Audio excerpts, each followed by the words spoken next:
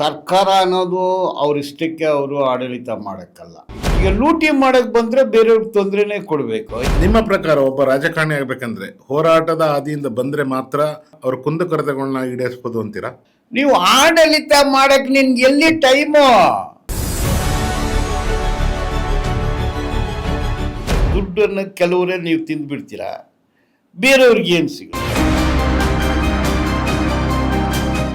ನಮ್ಮ ದೇಶದಲ್ಲಿ ಯಾವ ತರ ಪೊಲಿಟಿಷಿಯನ್ ಬರಬೇಕು? ಸರ್ಕಾರ ಅಂದ್ರೆ ಜನರು. ಈಗ ಸಂಪತ್ತು ಇದೆ, ಖನಿಜಗಳಿದೆ, ದುಡಿಮೆ ಇದೆ, ಶ್ರಮ ಇದೆ, ಹಣ ಇದೆ, ಎಲ್ಲ ಇದೆ. ಇದನ್ನ ಹಂಚಬೇಕು. ಕರ್ನಾಟಕ ಅದು 5 ಲಕ್ಷ ಕೋಟಿ ಬಜೆಟ್ ಎಲ್ರಿಗೂ ಹೋಗಿ ಸೇರುತ್ತಾ? ಸರ್, ಸರ್ಕಾರಗಳು ದೇಶದ ಜನರಿಗೆ ಹೆಲ್ಪ್ ಮಾಡೋದಕ್ಕ ಅವರು ಪೊಲಿಟಿಷಿಯನ್ಗಳು ಬರೋದು ಅಥವಾ ಗೌರ್ನಮೆಂಟನ್ನು ಮಾಡೋದು ಅಥವಾ ತೊಂದರೆ ಕೊಡ್ಲಿಕ್ಕೆ? ಸರ್, ನಾನು ಯಾವ ವಿಚಾರವಾಗಿ ಹೇಳ್ತಾ ಇದ್ದೀನಿ ಅಂತ ತಮ್ಗೆ ಗೊತ್ತಾಗಿರೋದು ಇಲ್ಲಿ ತನಕ ಮಾತಾಡೋದು ನಿಟ್ಟೆ ಎಕ್ಸಾಮ್ದು ಪ್ರೊಟೆಸ್ಟು. ಸೊ ಅದ್ರ ಬಗ್ಗೆ ಈಗ ಸರ್ಕಾರ ಅನ್ನೋದು ಅವ್ರ ಇಷ್ಟಕ್ಕೆ ಅವರು ಆಡಳಿತ ಮಾಡೋಕ್ಕಲ್ಲ. ನಮ್ಮದು ಒಂದು ಸಂವಿಧಾನ ಇದೆ. ಪ್ರತಿಯೊಬ್ಬರಿಗೆ ಸಂವಿಧಾನದಲ್ಲಿ ಪವರ್ ಇದೆ. ಆ ಪವರು ಸಂವಿಧಾನದ ಕಾನೂನು ಚೌಕಟ್ಟಿನಲ್ಲಿ ಆಡಳಿತ ಮಾಡಬೇಕು. ಈಗ ಅಂಬೇಡ್ಕರ್ ಅವರು ಸಂವಿಧಾನವನ್ನು ಬರೆದಿದ್ರು. ಮತ್ತು ಅವ್ರು ಸಾಯಕ್ಕೆ ಮೊದಲು ಇದನ್ನು ನಾನೇ ಸುಟ್ಟಾಕ್ತೀನಿ ಅಂತ ಕೂಡ ಹೇಳಿದರು. ಮತ್ತು ಇನ್ನೊಂದು ಮಾತೇ ಕೂಡ ಹೇಳಿದರೆ, ಎಷ್ಟೇ ಒಳ್ಳೆ ಸಂವಿಧಾನ ಇದ್ರೇನು ಅದು ಒಳ್ಳೆಯವ್ರ ಕೈಯಲ್ಲಿ ಕೊಟ್ಟರೆ ಒಳ್ಳೆ ಆಡಳಿತ ಬರುತ್ತೆ, ಕೆಟ್ಟವ್ರ ಕೈಯಲ್ಲಿ ಕೊಟ್ಟರೆ ಕೆಟ್ಟ ಆಡಳಿತ ಬರುತ್ತೆ ಅಂತ ಹೇಳಿದರು. ನೋಡಿ, ಈಗ ಸಿದ್ಧಾಂತಗಳು, ಸಿದ್ಧಾಂತನೇ ಒಬ್ಬ ಮನುಷ್ಯ.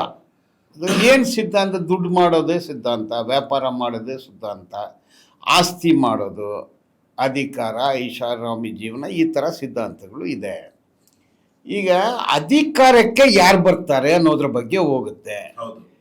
ಈಗ ಅಧಿಕಾರಕ್ಕೆ ಒಳ್ಳೆ ಸಿದ್ಧಾಂತ, ಒಳ್ಳೆ ಮನಸ್ಸು, ಒಳ್ಳೆ ಪಬ್ಲಿಕ್ ಕಾನ್ಷಿಯಸ್ಸು, ಕ್ಲಾಸ್ ಕಾನ್ಷಿಯಸ್ಸು, ಎಲ್ಲರ ಮನೆಯಲ್ಲಿನೂ ಅಡುಗೆ ಆಗಬೇಕಂದ್ರೆ ಅವನ ಸಿದ್ಧಾಂತ ಇದ್ದರೆ ಅದು ಸರಿಯಾಗಿ ಹೋಗುತ್ತೆ.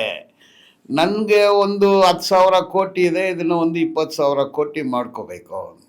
ನಾನು ರಿಯಲ್ ಎಸ್ಟೇಟ್ ವ್ಯಾಪಾರ ಮಾಡ್ತೀನಿ, ನಾನು ಒಂದು MLC ಆಗಿಬಿಡ್ಬೇಕು. MLC ಹಾಕೋಕ್ಕೆ ಒಂದು 20 ಕೋಟಿ ಕೊಡ್ತೀನಿ ಅಂತ ಕೊಟ್ಟು ಎಲೆಕ್ಷನ್ನಲ್ಲಿ ನಿಂತು MLC ಆಗಿಬಿಟ್ರೆ ಏನಾಗುತ್ತೆ? ಈಗ ಎಲೆಕ್ಷನ್ನಲ್ಲಿ ಕೋಟ್ಯಾಂತರ ರೂಪಾಯಿ ಯಾಕೆ ಖರ್ಚು ಮಾಡ್ತಾರೆ?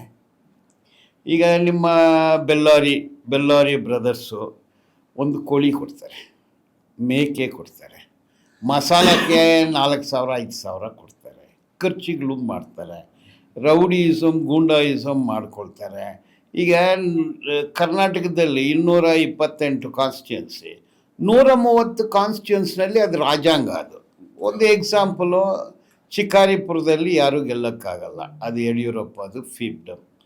ಈಗ ಕನಕಪುರ ಕಾನ್ಸ್ಟಿಟ್ಯೂನ್ಸು, ಅದು DK ಶಿವಕುಮಾರ್ ಬೇರೆಯವರೇ ಅಲ್ಲಿ ಹೋಗೋಕ್ಕೆ ಬಿಡಲ್ಲ.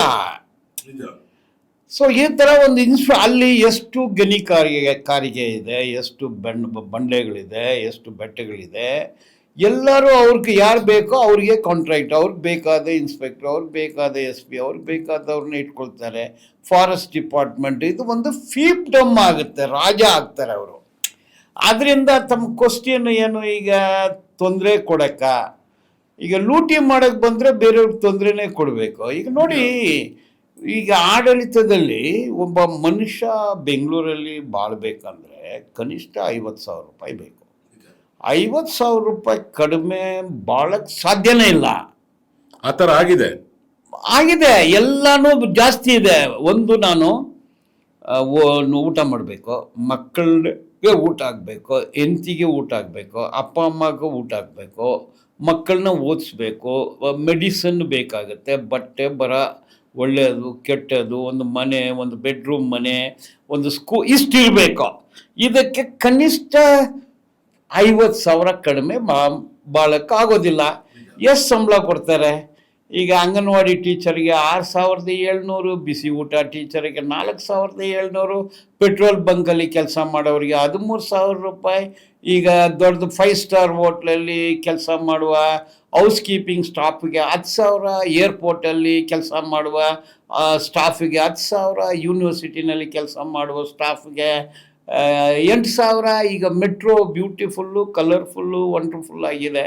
ಅಲ್ಲಿ ಕಸ ಗುಡಿಸೋರಿಗೆ, ಅಂದರೆ ಸ್ವಚ್ಛಗೊಳಿಸೋರಿಗೆ, ಅಂದರೆ ಬ್ಯೂಟಿ ಸುಂದರಗೊಳಿಸೋರಿಗೆ ಎಷ್ಟು ಸಂಬಳ? 10,000. ಅಲ್ಲಿ ಅವರಿಗೆ DNನೂ ಕೊಡಲ್ಲ, ಬೋನಸ್ಸು ಕೊಡಲ್ಲ. ರೇಸ್ ಕೋರ್ಸ್ನಲ್ಲಿ ಕೆಲಸ ಮಾಡೋರು ಕುದುರೆ ಪಕ್ಕದಲ್ಲೇ ಮಲ್ಕೋಬೇಕು, ಅವ್ರ ಶೌಚಾಲಯನೂ ಇಲ್ಲ. ಈಗ ಬೆಂಗಳೂರಲ್ಲಿ ಬೀದಿನಲ್ಲಿ ಮಲ್ಕೊಳ್ಳೋರು ಎಷ್ಟು ಜನ ಇದ್ದಾರೆ, ಗುಡ್ಸ್ಗಳಲ್ಲಿ ಮಲ್ಕೊಳ್ಳೋರು ಇಲ್ಲಿ ಎಷ್ಟು ಜನ ಇದ್ದಾರೆ? ಅಂದರೆ ಆಡಳಿತದವ್ರಿಗೆ ಗೊತ್ತಿಲ್ವಾ? ಈಗ DK ಶಿವಕುಮಾರ್ ಮುಖ್ಯಮಂತ್ರಿ ಬಂದಿದ್ದಾರೆ, ಕಲರ್ಫುಲ್ಲಾಗೇ ಇದ್ದಾರೆ, ಆಪಲ್ನ ಕಚ್ಚಿ ಬಿಸಾಕ್ತಾರೆ, ನೀವು ತಗೊಳ್ತೀರಿ. ಏನು ಮನಸ್ಥಿತಿ ಅದು? ಇವ್ರು ಕಚ್ಚಿ ಹಾಕೋದನ್ನು ಈಸ್ ಇಟ್ ಹೈಜಿನಿಕ್? ಅದನ್ನು ಹಾಕಿದರೆ ಅವರು ಅದನ್ನು ಎತ್ತು ತಿನ್ನಬೇಕು. ಲೂಲು ಮಾಲ್ ಒಳಗಡೆನೇ ಗೌರ್ಮೆಂಟ್ ಸರ್ಕಾರಿ ರೋಡ್ ಹೋಗುತ್ತೆ, ಹೆಂಗೆ ಹೋಗುತ್ತೆ ಇದು? What is their mind set? ಏನು ಸಂಬಳ ಕೊಡ್ತೀರಾ ನೀವು? 6,000 ಸಂಬಳನ, 8,000 ಸಂಬಳನ, 10,000 ಸಂಬಳನ? ಗಾರ್ಮೆಂಟ್ಸಲ್ಲಿ ಎಷ್ಟು ಸಂಬಳ? ಸೆಕ್ಯೂರಿಟಿ ಸ್ಟಾಫ್ಗೆ ಎಷ್ಟು ಸಂಬಳ ಕೊಡ್ತೀರಾ? ಪೆಟ್ರೋಲ್ ಬಂಕ್ಗಳಲ್ಲಿ ಕೆಲಸ ಮಾಡೋರಿಗೆ ಎಷ್ಟು ಸಂಬಳ? ಈ ಸಂಬಳದಲ್ಲಿ ಹೆಂಗೆ ಬಾಳಕ್ಕಾಗುತ್ತೆ? ಏರ್ಪೋರ್ಟಲ್ಲಿ ಕೆಲಸ ಮಾಡುವವ್ರಿಗೆ ಎಷ್ಟು ಸಂಬಳ ಕೊಡ್ತೀರಾ? ಗ್ರೌಂಡ್ ಸ್ಟಾಫ್ಗೆ 15,000 ಕೊಡ್ತೀರಾ, 10,000 ಕೊಡ್ತೀರಾ. ಸ್ವಿಗ್ಗಿ, ಝೊಮೊಟೊ, ಅರ್ಬನ್ ಕಂಪನಿ, ಇದರಲ್ಲಿ ಕೆಲಸ ಮಾಡೋರು ಎಷ್ಟು ದುಡಿತಾರೆ? ತಿಂಗಳಿಗೆ 10,000, 15,000 ರೂಪಾಯಿ. ಸರ್ಕಾರ ಏನು ಮಾಡ್ತಾ ಇದ್ದೀರಾ ನೀವು? ಸರ್ಕಾರ ನೋಡಿ, ಸರ್ಕಾರ ಕೆಲಸ ಮಾಡ್ತಾಯಿಲ್ಲ. ಸರ್ಕಾರ ಅನ್ನೋದು ಅವರಿಗೆ ಪೊಲೀಸರು ಸಲ್ಯೂಟ್ ಹೊಡಿತಾರೆ, ಲಕ್ಸುರಿ ಕಾರ್ ಸಿಗುತ್ತೆ, ದೊಡ್ಡ ಬಂಗ್ಲೆ ಸಿಗುತ್ತೆ, ಮಜಾ ಮಾಡೋದನ್ನು ಬಿಟ್ಟರೆ ಸರ್ಕಾರದಲ್ಲಿ ಕೆಲಸ ಮಾಡುವ ಒಂದು ಮಂತ್ರಿ ಕೂಡ ಇಲ್ಲ. ಈಗ ಸಂತೋಷ್ ಲಾಡು ಅವರು, ಲಾಡು ಲವಂಗದಾಸು, ಲಾರ್ಡ್ ಆಫ್ ಲಂಡನ್ ಅವರು ಏನು ಮಂತ್ರಿ? ಅವರು ಕಾರ್ಮಿಕ ಸಚಿವರು. ಏನು ಮಾಡಿದ್ದಾರೆ ಹೇಳಿ ನೀವು? ಅವರು ಏನು ಮಾಡಿದ್ದಾರೆ ಹೇಳಿ? ಗೊತ್ತಾ ಕಾರ್ಮಿಕರಿಗೆ ಏನು ಸಮಸ್ಯೆ ಇದೆ ಅಂತ ಗೊತ್ತಾ? ಅವ್ರಿಗೆ ಎಷ್ಟು ಸಂಬಳ ಸಿಗುತ್ತೆ ಅಂತ ಗೊತ್ತಾ? ಕೋಟಿಗಳು ನೋಡೋರನ್ನ ತಂದು ಕಾರ್ಮಿಕ ಸಚಿವರಂದರೆ ಅವ್ರು ಏನು ಮಾಡ್ತಾರೆ? ನಾನು ಅವ್ರ ಹತ್ರ ಇಂಟ್ರ್ಯಾಕ್ಷನ್ ಕೂಡ ಮಾಡಿದ್ದೀನಿ. ಎಲ್ಲ ಫೋರ್ಸ್ ಕೊಡ್ತಾರೆ, ಕರೀತಾರೆ, ಎಲ್ಲನೂ TV ಕೊಡ್ತಾರೆ, ಎಲ್ಲನೂ ನಕರ. BWSSB ಅವ್ರಿಗೆ ಹೋಗಿ ಮಾತಾಡಿದೆ, ಎಲ್ಲ ಕೊಡಿಸ್ತೀನಿ ಅಂದರು. ಮೀಟಿಂಗ್ ಕರೆದ್ರು, ಒಂದು ಸ್ವೀಟ್ ಕೊಟ್ಟರು, 2 ಬಾದಾಮ್ ಬೀಜ ಕೊಟ್ಟರು, ಕ್ಯಾಶ್ಯೂ ನಟ್ ಕೊಟ್ಟರು, ಫೋಟೋಗಳಿಗೆ ಫೋರ್ಸ್ ಕೊಟ್ಟರು. ಲೇಬರ್ ಡಿಪಾರ್ಟ್ಮೆಂಟ್ನವ್ರನ್ನ ಕರೆದ್ರು, BWSSB ಚೇರ್ಮನನ್ನು ಕರೆದ್ರು. ನಾನು DA ಕೊಡಬೇಕು, ಕೊಡಿ, ಆಯಿತು. ಬೋನಸ್ ಕೊಡಬೇಕು, ಕೊಡಿ, ಆಯಿತು. ಕ್ಯಾಂಟೀನ್ ಕೊಡಬೇಕು, ಕೊಡಿ. ಏನೂ ನಡೆದಿಲ್ಲ, ಅಷ್ಟೇ. ಮತ್ತು ಏನಕ್ಕೆ ಅವರು ಸಚಿವರಾಗಿದ್ದಾರೆ? ನಿನ್ಗೆ ಗೊತ್ತಾ ಎಷ್ಟು ಜನ ಏನು ಕಷ್ಟದಲ್ಲಿದ್ದಾರೆ ಅನ್ನೋದು ಗೊತ್ತಾ ಅವ್ರಿಗೆ? ಅಂದರೆ ಆಡಳಿತದಲ್ಲಿ ನೋಡಿ, ಈಗ 3 ಆಡಳಿತ ಪಕ್ಷಗಳಿದೆ ಕರ್ನಾಟಕದಲ್ಲಿ. ಒಂದು BJPಗೆ A ಟೀಮ್ ಆಗಿದ್ದು, B ಟೀಮ್ ಆಗಿ, C ಟೀಮ್ ಆಗಿ, D ಟೀಮ್ ಆಗಿದೆ JDS. ಅದು ಬಿಟ್ಟರೆ ಕಾಂಗ್ರೆಸ್ನಲ್ಲಿರೋ ಎಲ್ಲರೂ ಕೂಡ ವ್ಯಾಪಾರ, BJPನಲ್ಲಿರೋರು ಎಲ್ಲರೂ ವ್ಯಾಪಾರ. ಬಡ್ಡಿ ವ್ಯಾಪಾರ ಮಾಡ್ತಾರೆ, ಗ್ರನೈಟ್ ವ್ಯಾಪಾರ ಮಾಡ್ತಾರೆ, ಏನೋ ಕೋಟಿಗಳು ಬರೋ ವ್ಯಾಪಾರಗಳು ಮಾಡ್ತಾರೆ. ಅಂದರೆ ಇವರು ಜನಕ್ಕೆ ತೊಂದರೆ ಕೊಡೋಕ್ಕಿದ್ದಾರೆ. ಅಂದರೆ ಜನಕ್ಕೆ ತೊಂದರೆ ಇಲ್ಲ, ಲೂಟಿ ಮಾಡೋಕ್ಕಿದ್ದಾರೆ. ಬೇರೆ ಏನು ಮಾಡ್ತಾರೆ ಅವರು? ಯಾವಾಗ ಹೋರಾಟ ಮಾಡಿದ್ದಾರೆ? ಜನರಿಗೋಸ್ಕರ ಏನು ಮಾಡಿದ್ದಾರೆ? ಏನು? ನಿಮ್ಮ ಪ್ರಕಾರ ಒಬ್ಬ ರಾಜಕಾರಣಿ ಆಗಬೇಕಂದ್ರೆ ಹೋರಾಟದ ಹಾದಿಯಿಂದ ಬಂದರೆ ಮಾತ್ರ ಜನರ ಸಮಸ್ಯೆಗಳನ್ನ, ಅವ್ರ ಕುಂದುಕೊರತೆಗಳನ್ನ ಈಡೇರಿಸ್ಬೋದು ಅಂತೀರಾ? ಈಗ ಆಡಳಿತ ಏನಕ್ಕೆ? ಈಗ ಸರ್ಕಾರ ಅಂದರೆ ಜನರು. ಈಗ ಸಂಪತ್ತಿದೆ, ಖನಿಜಗಳು ಇದೆ, ದುಡಿಮೆ ಇದೆ, ಶ್ರಮ ಇದೆ, ಹಣ ಇದೆ, ಎಲ್ಲ ಇದೆ. ಇದನ್ನು ಹಂಚಬೇಕು. So production and distribution to all ಅಲ್ವಾ? ಅದನ್ನೇ ಗವರ್ನೆನ್ಸ್ ಅಂತೀವಿ. ಇದು ಎಲ್ಲಿ ಮಾಡ್ತಾರೆ ಅವರು? ಸೊ ಪ್ರೊಡಕ್ಷನ್ ಆಗುತ್ತೆ, ಡಿಸ್ಟ್ರಿಬ್ಯೂಷನ್ ಆಗೋದಿಲ್ಲ. ಈಗ ಕರ್ನಾಟಕದ 5 ಲಕ್ಷ ಕೋಟಿ ಬಡ್ಜೆಟ್ಟು ಎಲ್ರಿಗೂ ಹೋಗಿ ಸೇರುತ್ತಾ? ದೇಶದ ಬಡ್ಜೆಟ್ಟು 53 ಲಕ್ಷ ಕೋಟಿ, 4 ಟ್ರಿಲಿಯನ್ 5 ಟ್ರಿಲಿಯನ್ ಅಂತಾರೆ. ಈಗ 1% ಪಾಪ್ಯುಲೇಷನ್ ಇಡೀ 90% ಆಸ್ತಿನ ಇಟ್ಕೊಂಡಿದ್ದಾರೆ. 90% ಪಾಪ್ಯುಲೇಷನ್ 1% ಆಸ್ತಿನ ಇಟ್ಕೊಂಡಿದ್ದಾರೆ. ಈಗ ಬೆಂಗಳೂರಲ್ಲಿ ನಾನು ಒಂದು ಆಡಿಟರು, ಅವ್ರ ಬ್ರದರು ಅಡ್ವೊಕೇಟು, ಅವ್ರ ಮನೆ ಓಪನಿಂಗ್ ಕರೆದಿದ್ರು. ಏರ್ಪೋರ್ಟ್ ರೋಡು ಲೆಫ್ಟ್ ಸೈಡ್ ಬರುತ್ತೆ. ಏನು ಬಕ್ಕಿಂಗಮ್ ಪ್ಯಾಲೇಸು ಅಲ್ಲೇ ಇದೆ, ವೈಟ್ ಹೌಸು ಅದೇ ಅಲ್ಲೇ ಇದೆ, ಆಂಟಿಲಾ ಎಲ್ಲ ಏನು ಮನೆಗಳು, 6 ಫ್ಲೋರು 7 ಫ್ಲೋರು, ಸ್ವಿಟ್ಜರ್ಲ್ಯಾಂಡ್ ಥರ ಒಳಗಡೆ ಹೌಸ್ ಕೀಪಿಂಗ್ ಮಾಡಿದ್ದಾರೆ, ಲ್ಯಾಂಡ್ಸ್ಕೇಪಿಂಗ್ ಮಾಡಿದ್ದಾರೆ. ಹೊರಗೆ ಬಂದ ತಕ್ಷಣ ಸ್ಲಮ್ ಕಾಣುತ್ತೆ. ಬೀದಿನಲ್ಲಿ ಮಲ್ಕೊಳ್ಳೋರು ಇದ್ದಾರೆ, ಹೊಟ್ಟೆಗೆ ಊಟ ಇಲ್ಲದವರು ಇದ್ದಾರೆ. ಅಂದರೆ ಇದು ತಾರತಮ್ಯ ಎಷ್ಟು ಮಟ್ಟಕ್ಕೆ ಇದೆ ಅಂದರೆ, ಒಬ್ಬನಿಗೆ 1 ಲಕ್ಷ ರೂಪಾಯಿ ಸಂಬಳ, ಇನ್ನೊಬ್ಬನಿಗೆ 1 ರೂಪಾಯಿ ಸಂಬಳ.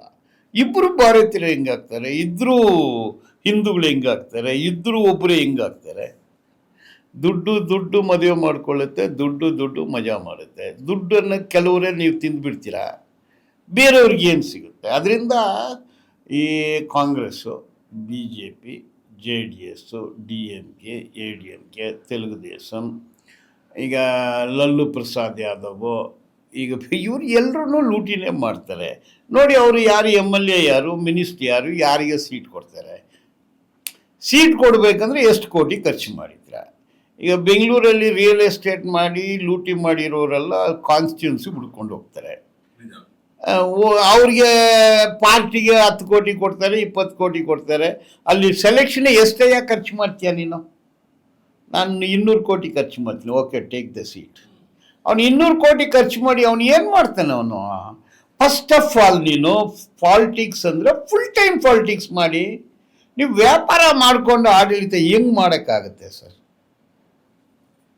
ರಿಯಲ್ ಎಸ್ಟೇಟ್ ವ್ಯಾಪಾರ ಇರುತ್ತೆ, ಶಿಪ್ಪಿಂಗ್ ವ್ಯಾಪಾರ ಇರುತ್ತೆ, ಸಿನಿಮಾ ವ್ಯಾಪಾರ ಇರುತ್ತೆ, ಬಾಡಿಗೆಗಳು ಬರುತ್ತೆ, ರೇಷ್ಮೆ ವ್ಯಾಪಾರ ಇರುತ್ತೆ. ಎಲ್ಲ ವ್ಯಾಪಾರನೂ ಮಾಡಿಕೊಂಡು ನೀವು ಆಡಳಿತ ಮಾಡೋಕ್ಕೆ ನಿನ್ಗೆ ಎಲ್ಲಿ ಟೈಮು?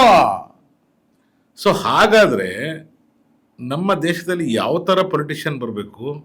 ಈಗ ಯೂತ್ಸ್ ಬರಬೇಕು ಅಂತಾರೆ. ಓಕೆ, ಅವರು ಬಂದರೆ ಇದೇ ಹಾದಿನ ತುಳಿತಾರ ಅಥವಾ ಏನಾರು ಚೇಂಜ್ ಮಾಡ್ಲಿಕ್ಕೆ ಕೊಡ್ತಾರ? ನೋಡಿ, ಅದಕ್ಕೆ ಯೂತು ಬರಬೇಕು. ಅದು ಒಂದು ಅಬ್ಸ್ಟ್ರಾಕ್ಟ್ ಕಾನ್ಸೆಪ್ಟ್. ಯಾವ ಯೂತ್ ಬರುತ್ತೆ? ಈಗ ಯಾವ ಯೂತ್? ಈಗ ಕಾಂಗ್ರೆಸ್ ಲೀಡ್ರುಗಳೆಲ್ಲ ತಗೊಳ್ಳಿ. ಈಗ ಯೂತು ಆರಿಸ್ ಮಗನೇ ಯೂತು, ಆರಿಸು ಲೀಡ್ರು, ಆರಿಸ್ ಮಗ ಯೂತು, ಕಾರ್ಗೆ ಮಗ ಯೂತು, ಕಾಂದ್ರೆ ಮಗ ಯೂತು, ಎಲ್ಲ ಅವರೇ. ಯಾವ ಯೂತನ್ನು ಹೇಳ್ತೀರಾ? ಸ್ಲಮ್ಮಲ್ಲಿರೋ ಯೂತ, ಹಳ್ಳಿಗಳಲ್ಲಿರೋ ಯೂತ, ಬೀದಿನಲ್ಲಿ ಹುಟ್ಟಿದಾನೆಲ್ಲ ಆ ಯೂತ, ಕಟ್ಟಡ ಕೆಲಸ ಮಾಡ್ತಾನೆ ಆ ಯೂತ, ಸೆಕ್ಯೂರಿಟಿ ಮಾಡ್ತಾ ಇದ್ದಾನೆ ಆ ಯೂತ. ಯಾವ ಯೂತ್ ನೀವು ಹೇಳೋದು? ಬಟ್ ಯೂಸ್ ಬರಬೇಕು ಅಂದ್ರೆ ಅವ್ರ ಮನೆಯವ್ರು ಬರ್ತಾರೆ. ಅದೇ ಕಾಂಗ್ರೆಸ್ ಇಲ್ಲ ಅದು ಹೆಂಗಾಗ್ಬಿಟ್ಟಿದೆ ಅಂದರೆ, ಈಗ ಚಿಂತಕರು, ಪ್ರಗತಿಪರ ಚಿಂತಕರು ಕೂಡ ಹೆಂಗಾಗ್ಬಿಟ್ಟಿದ್ದಾರೆ ಅಂದರೆ, ಎದುರು ಮನೆ ಮಗ ಇದ್ದಾನಲ್ಲ, ಅವನು ಭಗತ್ ಸಿಂಗ್ ಆಗಬೇಕಾ, ನನ್ನ ಮಗ ಅಮೆರಿಕಕ್ಕೆ ಹೋಗ್ಬೇಕು. ಇದು ಆಸ್ತಿ ಇನ್ಹೆರಿಟೆನ್ಸು. ಈಗ ಟಾಟಾ ಆಸ್ತಿ ಟಾಟಾ ಮಗನಿಗೆ ಹೋಗುತ್ತೆ, ಹೋಗೋದಿಲ್ಲ, ಅದು ಇನ್ಹೆರಿಟೆನ್ಸು. ಇಂದಿರಾ ಗಾಂಧಿ ಆಸ್ತಿ ಯಾರಿಗೂ ಹೋಗುತ್ತೆ? ರಾಜೀವ್ ಗಾಂಧಿಗೆ ಹೋಗುತ್ತೆ. ರಾಜೀವ್ ಗಾಂಧಿ ಆಸ್ತಿ ಯಾರಿಗೂ ಹೋಗುತ್ತೆ? ರಾಹುಲ್ ಗಾಂಧಿಗೆ ಹೋಗುತ್ತೆ, ಪ್ರಿಯಾಂಕಾ ಗಾಂಧಿಗೆ ಹೋಗುತ್ತೆ. ಮುಖ್ಯಮಂತ್ರಿಗಳು ಆಸ್ತಿ ಯಾರಿಗೂ ಹೋಗುತ್ತೆ? ಅಂದರೆ ಅವರವರೇ. ಅಂದರೆ ಯೂತ್ ಅಂದರೆ ಯಾವ ಯೂತ್? ನಿಮ್ಮ ಮಗನೇನಾ ಯೂತು? ಸ್ಲಮ್ಮಲ್ಲಿ ಹುಟ್ಟಿರೋನು ಯೂತ್ ಇಲ್ವಾ? ಆದಿವಾಸಿ ಮಗನು ಯೂತ್ ಇಲ್ವಾ? ಅಂದರೆ ಯೂತ್ ಬರಬೇಕು ಅಂದರೆ ನನ್ನ ಮಗ ಬರಬೇಕು, ನನ್ನ ಮೊಮ್ಮಗ ಬರಬೇಕು. ರೇ ಸ್ವಾಮಿ, ಈ ಆಸ್ತಿ ಏನಕ್ಕೆ ಮಾಡ್ತಾ ಇದ್ದೀರಾ ನೀವು? ಇಷ್ಟೊಂದು ಕೋಟಿ, ನಿನಗೆ 70 ವಯಸ್ಸಾಯಿತು, ಡಯಾಬಿಟಿಕ್ ಇದೆ, BP ಇದೆ, ಇನ್ನೊಂದು 10 ವರ್ಷದಲ್ಲಿ ಸತ್ತೋಗ್ತೀಯಾ. 5,000 ಕೋಟಿ ಏನಕ್ಕೆ ಬೇಕಾಗುತ್ತೆ ಅಂದರೆ, 500 ವರ್ಷಕ್ಕೆ ನಂತರ ಹುಟ್ಟುತ್ತಲ್ಲ ಮೊಮ್ಮಗು, ಅವ್ರಿಗೆ ಇವಾಗಲೇ ಆಸ್ತಿ ದುಡ್ದು ಇಡೋದು. ಇದು ಏನು ವಿಚಿತ್ರ ಇದು? ಒಂದು ಹೇಳ್ತೀನಿ, the word human is derived from the Latin word humus. Humus means soil, ಮಣ್ಣಿಗೆ ಹ್ಯೂಮನ್ ಅಂತ ಹಿಡಿಯೋದು. ಸೊ ಹುಟ್ಟೋದು ಮಣ್ಣಲ್ಲಿ, ಸಾಯೋದು ಮಣ್ಣಲ್ಲಿ. ಅದಕ್ಕೆ ಇನ್ನೊಂದು ಅಲ್ಲಿ ಪದ ಬರುತ್ತೆ, ಹ್ಯೂಮಿಲಿಟಿ. ಯಾರೂ ಕೀಳು ಇಲ್ಲ, ಯಾರೂ ಮೇಲೂ ಇಲ್ಲ. ಸಮಾನತೆ, ಹುಟ್ಟೋದು ಸಮಾನತೆ, ಸಾವು ಸಮಾನತೆ. ಬಟ್ ನೀವು ಸಿದ್ಧಾಂತಗಳು, ಧರ್ಮಗಳು ಹ್ಯುಮಿಲಿಯೇಷನ್ ತರುತ್ತೆ, ಹ್ಯುಮಿಲಿಟಿ ಅಲ್ಲ, ಹ್ಯುಮಿಲಿಯೇಷನ್. ನಾನು ದೊಡ್ಡವನು, ನನಗೆ ಕಟ್ಔಟು, ಮೈಯೆಲ್ಲ ಬಂಗಾರ, ಆ ಆಟಿಟ್ಯೂಡ್. ಈಗ ಒಬ್ಬ ಮನುಷ್ಯನ ಹತ್ರ ಒಂದು ಸ್ವಲ್ಪ ದುಡ್ಡಿದೆ ಅಂತ ಅಂದ್ರೆ ಆ ಆಟಿಟ್ಯೂಡ್ ಬಂದೇ ಬರುತ್ತೆ. ಇನ್ನು ಪೊಲಿಟಿಷಿಯನ್ ಬರ್ದೇನೆ ಇರತ್ತೀಯಾ? ಅದೇ ಹೇಳೋದು, ನೀವು ಹ್ಯೂಮನ್ ಅಲ್ಲ, ಇನ್ಹ್ಯೂಮನ್ ಅಂತೀನಿ. ಇನ್ಹ್ಯೂಮನ್. ನೀವು ನೀವು suppose you are my friend, that's all.